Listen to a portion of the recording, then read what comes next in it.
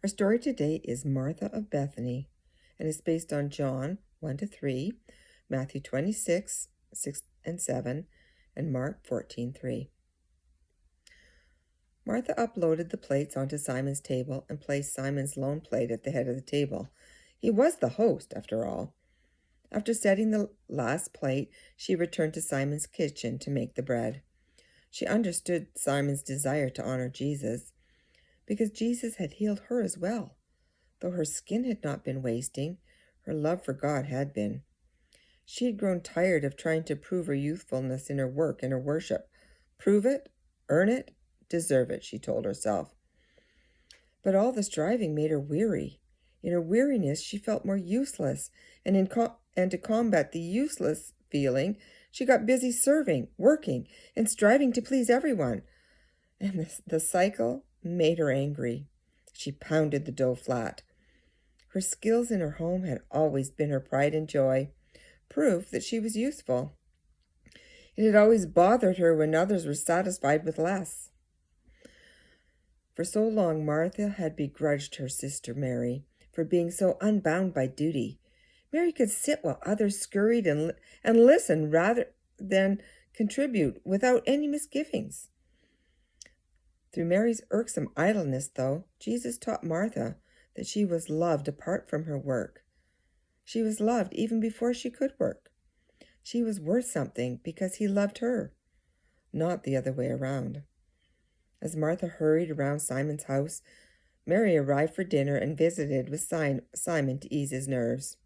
Martha smiled. Sweet Mary, always attentive to people. There were warm greetings in the next room as Martha laid the bread on the hot stone to warm. The guests had arrived, and they were hungry. Being awkward and eager to honor, Simon had already urged his guests to recline on both sides of the table, though the food was not yet ready. Jesus gave thanks anyway. The guests looked to their host, and Simon looked to Martha, as if to say, now what? Martha handed Mary a jar of wine to pour and went to get the food. She grabbed a basket, tossed in the bread, shook the heat off her fingers as she reached for a plate of cheese. Balancing both dishes on her arm, she seasoned the roasting meat with her free hand. It smelled delicious. As she came to the table, a different aroma filled the air. To her horror, she began to choke on the pungent in the air. Suppressing a cough, she juggled the plates and basket and hurried to set the food on the table. Through watering eyes and fits of coughing, she noticed the wine jar, still full and sitting on the table. And then she saw Mary. The only jar she had emptied was a pint of perfume, and the air was thick with it. An uncorked vessel lay on the floor where Mary knelt, washing Jesus' feet, not with water, but with fragrance. Her hair was damp and matted as she used it to wipe the oil from his feet. Martha caught her breath and recovered and poured the wine herself. Mary was never one to suppress a genuine impulse, and as she stepped around her sister to serve the wine, Martha wondered at Mary's holy forgetfulness. She had forgotten the wine, forgotten her hopes and dreams sealed up in the cost of the perfume, and forgotten the other guests. And she had forgotten herself. And Martha? She had forgotten to be upset about it. What once would have seemed like a mess to clean up now served as a memorial to the one they meant to honor. Martha and her family had been thoroughly transformed by Jesus. In reality, Jesus had liberated each one of them, Lazarus from the grave, Mary from demons, and Martha from a prison of pride.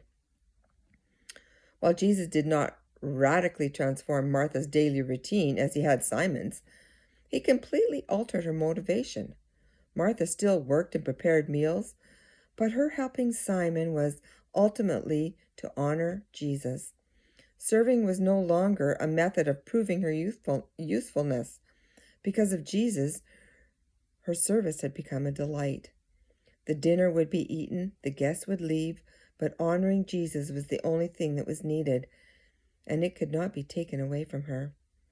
Sometimes Jesus miraculously changes circumstances. as he did for Simon and Lazarus. Sometimes he miraculously changes hearts and minds, as he did for Martha. Either way, we can't categorically forget the past. Though we've been liberated from striving and sin, we can still remember how we used to operate. Holy forgetfulness allows those memories to become a memorial to the sacred starting point of Christ's work in our lives. The contrast of then and now points to the transformation Christ initiated, and we're glad to give him the credit. Whether we honor him with a bouquet, a banquet, a song, or a quiet gratitude, a life undeniably transformed by Jesus naturally overflows with love and honor for him. Thank you for your transforming power, Lord. Whether you heal a body or change a mind, we are hard-pressed to say which is more miraculous. We're stubborn creatures, and only you can give us the mind of Christ in every area of our thinking. Help us yield to the change you long to bring, to forget what used to bind us, and be liberated to remember continually why we worship you. Thank you for listening, and have a wonderful day.